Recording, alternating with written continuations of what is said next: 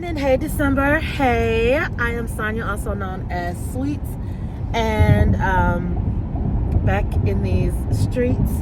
And this morning, so we just we're on our way on the road again. And yesterday I had a really, really hard day, and I'm no stranger to hard days. Yesterday had a very specific challenge, and so I was processing it all night. I couldn't sleep. I was just really trying to figure out what do I need to do differently, what do I need to learn and know, and all of that. And so the scripture that I heard was hold your peace. I was like, that's interesting. And I really started thinking about that thing, what does it actually mean to hold your peace? And so then this morning I started reading different scriptures, and the scripture that really stood out to me was Exodus. And no, I'm sorry, is it Exodus? I think it's Exodus, and I'll have to put what it is. I'll put it on the screen. I know it's verse 14. I can't think of the chapter right now. I think maybe 24 and 14. Anyway, but the children of Israel have been delivered from bondage. They're like God has made them all these beautiful promises, and then they're going through the wilderness. And as they're going through the wilderness, God speaks to their leader and tells them, I'm going to give you favor. You're going to win against the enemy. But Pharaoh then comes after them. And when he comes after them, the children of Israel look at Moses and say, you brought us out here to die in the wilderness, right? And then Moses' word to them was, do not be afraid, stand still, see the salvation of the Lord.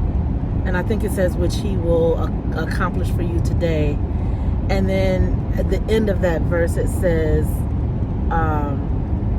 one thing I love about it says, the enemy that you see today, you will see no more forever, for the Lord will fight for you. And then the last part says for them to hold their peace. That's how it ends. And there's a whole lot in there that I could talk about, but I think if I just pull out for me the things that really stand out to me, one is I think about yesterday and all the things that happened within the day. And just like the children of Israel, it's this kind of forgetting the promises of God, forgetting who I am, the Lord had delivered them, they were delivered from bondage.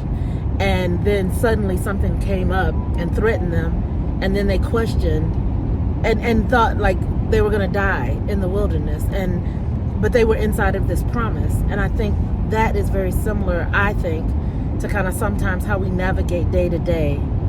And we kind of get caught up in what we see, what we're experiencing, and we completely forget about the promise that was made for our life. And that's important. It's important to remember, I need to remember I'm his.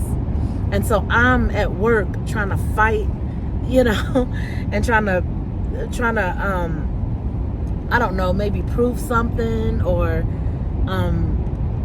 being in fear of something, just all of these things. And at the end of the day, I hear that the part of the scripture that says just stand still, because another thing I think as a result of being afraid, having the wrong perspective, is then you just want to run. And I did have that feeling yesterday, it would be better for me if I would it have been better for me had I not made this particular decision? And that is a declaration of a lack of faith. I'm where I am because God opened this door for me. I am in the place that I'm supposed to be. I just happen to be in a challenge, And then the scripture goes on to say, and God's gonna fight for you. This battle is not even mine, but I'm putting on, I'm trying to figure out how to navigate conversations and stuff. At the end of the day, my job as a child of God is to cast my care on him, because he cares for me, and stop trying to take my cares and process it. I'm up all night processing. Where in the Bible does it say to process something to death? Like, it doesn't tell us to do that. It tells us to cast our cares on him. It tells us to trust in the Lord with all of our heart and lean not into our own understanding. And in all of our ways acknowledge him, and he directs our path. And so then the last thing is just about holding our peace. And for me, the way that I am receiving hold your peace today is like the idea that in the morning when we wake up, peace is available and accessible to us. It's our job to hold it and to not let anything take our peace from us. And sometimes what that looks like in order to do that is to take the things that are coming at us and maybe journal. So instead of processing, what if I just wrote it down? And then what if I wrote my gratitude journal? Like what I'm grateful for, instead of processing what was happening wrong. What if I would have spent that time really reflecting on the goodness of God? That's one way to hold your peace, is that you remove the thing that has taken up the space that is worry, and you replace it with something that is gratitude. That's one way. I think another way is just one of the things that somebody reminded me of. I said this yesterday, but it bears repeating, is this thing keeps happening where I'm like, people are doing the best they can. Like, people, listen, we're out here struggling, y'all, and people are doing the best they can. And so I think at the end of the day, it's like, trust that like God's got it.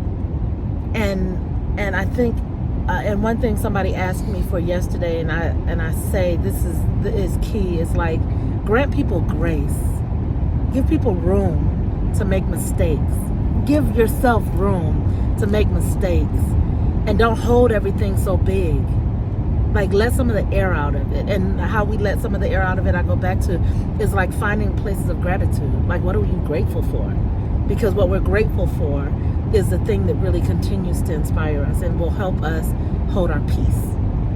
So today, that's my commitment. And I think what I'm going to do is I am going to come back this evening and reflect on ways that I held my peace today, because this is great. I'm starting off great. I'm just hoping I can hold my peace today. And so we will see. So I will see you all this evening at the end of this beautiful day. Listen, I had gotten all the way in the bed, all the way.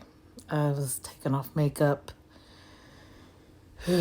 like closing down. Today was a good day. Just so you know, I was able to hold my peace. And part of that, what that looked like, is actually, I was in a meeting and I was like, I don't necessarily think I need to be in this meeting. I'm going to go. And I left.